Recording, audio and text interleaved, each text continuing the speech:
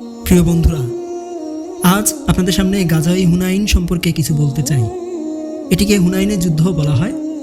নবী হযরত মুহাম্মদ সাল্লাল্লাহু আলাইহি ওয়াসাল্লাম ও তার অনুসারীগণ কর্তৃক বেদুইন গোত্র হাওয়াজিন ও তার উপশাখা সাকিফ এর বিরুদ্ধে মক্কা থেকে তায়েফের পথে একটি রাস্তায় 630 সালে লড়াইকৃত যুদ্ধের নামই হচ্ছে এই হুনাইনের যুদ্ধ। এই যুদ্ধে মুসলমানগণ বিজয়ী হয় এবং এর পাশাপাশি অসংখ্য গনিমতের মালামাল দখল করে নেয়। সূরা তাওবাতে এই যুদ্ধের কথা উল্লেখ আছে, যা কুরআনে উল্লেখিত স্বল্প সংখ্যক যুদ্ধের মধ্যে অন্যতম। এই যুদ্ধটি হয়েছিল হুনাইন নামক স্থানে, যেটি দক্ষিণ পশ্চিম আরবের তাইফের নিকটে অবস্থিত এবং 630 খ্রিস্টাব্দে 8ই হিজরি।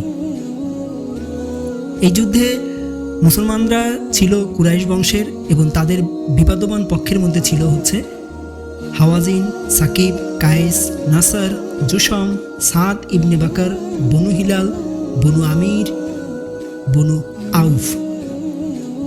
মুসলমানদের সেনাপতিদের মধ্যে ছিলেন হযরত মুহাম্মদ সাল্লাল্লাহু আলাইহি সাল্লাম, খালিদ বিন ওয়ালিদ, আলী আব্বাস ইবনে আব্দুল মুতালিব।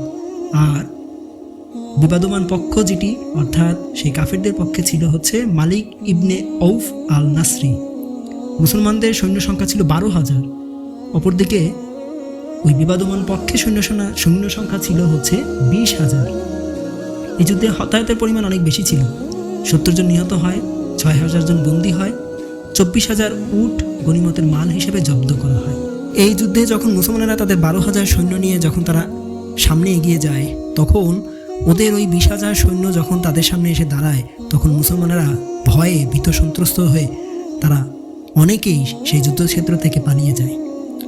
কিন্তু খালিদ বিন ওয়ালিদ মুসলমানদের সেনাপতি হওয়ার পর তিনি দেখলেন যে নেতৃত্ব কাকে বলে, অর্থাৎ তিনি যখন দেখলেন যে সকলে চলে যাচ্ছে পিছন হেঁটে, কিন্তু নেতা, সত্যিকারের নেতা যিনি, অর্থাৎ যিনি আসল সেনাপতি আমাদের মহানবী, তিনি কিন্তু তখনও পিছু হটেননি। তিনি তখনও ওখানে দাঁড়িয়েছিলেন এবং তিনি ধীরে ধীরে, বরং পিছু হটা না করে তিনি ধীরে ধীরে সামনে এগোতে লাগলেন এবং সামনে এগিয়ে তার তরবারি উঁচু করে তিনি বলতে লাগলেন, আমি মুহাম্মদ, আমি নবী মুহাম্মদ, আমি আল্লাহর নবী এবং আমি শেষ নবী এবং আমি আবদুল্লাহর ছেলে, আমি মুতালিবের নাতি, আমি কখনো মিথ্যা বলি না, আমি যুদ্ধ জয় করতে এসেছি, আমি যুদ্ধ জয় করেই বাড়ি ফিরব।